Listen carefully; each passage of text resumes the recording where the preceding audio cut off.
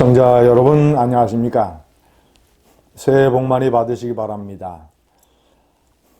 나경원 전 의원의 측근 박종희 전 의원이 공언한 대로 따르면 내일 모레 보수의 상징적인 장소에서 나경원 전 의원이 출마 선언을 할 것입니다.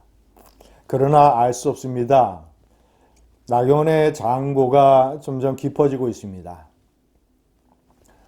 윤 대통령은 귀국했고 윤 대통령으로부터 별다른 사인이 없는 것으로 보여집니다.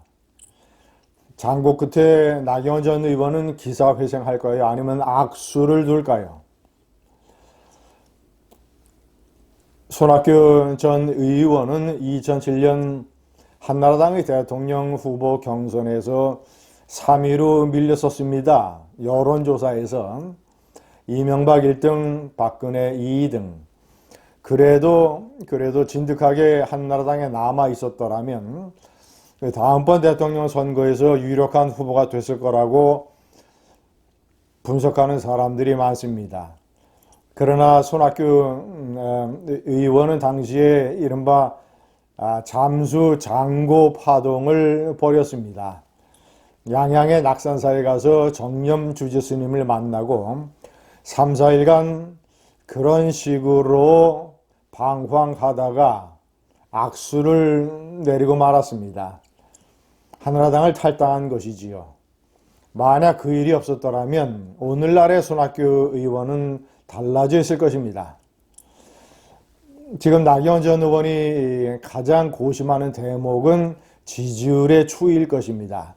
한마디로 얘기하면 여론의 추이, 특히 국민의힘을 지지하는 책임다운들을 포함한 사람들의 여론, 이것이 가장 중요하게 영향을 미칠 것입니다.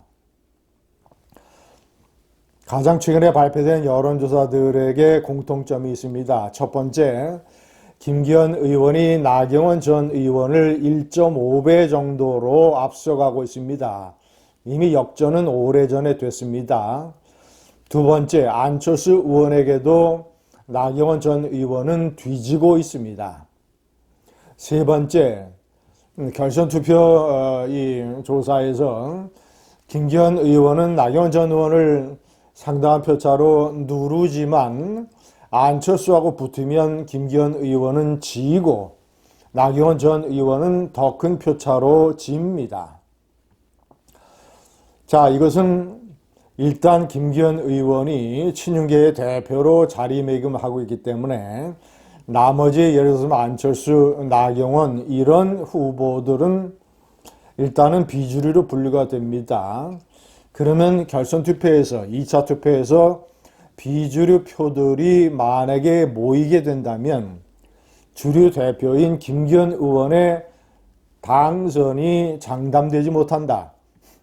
안철수 의원이 극적인 역전승을 할 수도 있다. 물론 이제 제가 판단할 때는 나경원 전 의원이 출마를 해서 결선 투표에 가지 못한다 하더라도 노골적으로 안철수와 연대하는 이런 일은 아마도 없을 것으로 보여집니다. 왜냐? 그는 절대 반유는 하지 않겠다라고 선언을 했기 때문에. 자, 나경원 의원에게 이 앞에 닥친 벼랑의 수는 어떤 것들일까요? 첫째, 출마를 포기한다. 출마를 포기하는 것은 지지율에서 점점 추락을 해서 3등이나 4등을 하는 일종의 망신을 당할 수가 있기 때문이고, 두 번째는 지지하는 의원이나 원외 당협위원장이 거의 없기 때문이며, 세 번째는 대통령에게 사과를 아주 강도 높게 함으로써 출마의 명분이 많이 약해지고 말았다. 자, 그런데도 만약에 출마를 포기한다면 이제 시간을 충분히 갖고 내년도 총선 공천과 총선 승리를 통해서 정계에 컴백을 할 수 있게 될 겁니다.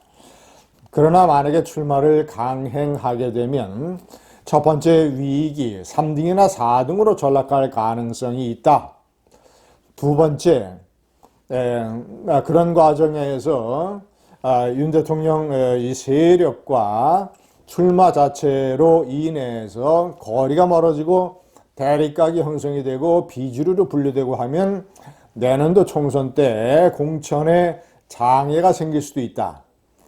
자, 그리고 만약에 결선 투표에 가지 못하게 된다면 안철수를 지지하거나 아니면 유승민, 이준석 세력과 손을 잡는 일도 불가능하기 때문에 여권 내에서 정치적인 미아가 될 가능성이 있다.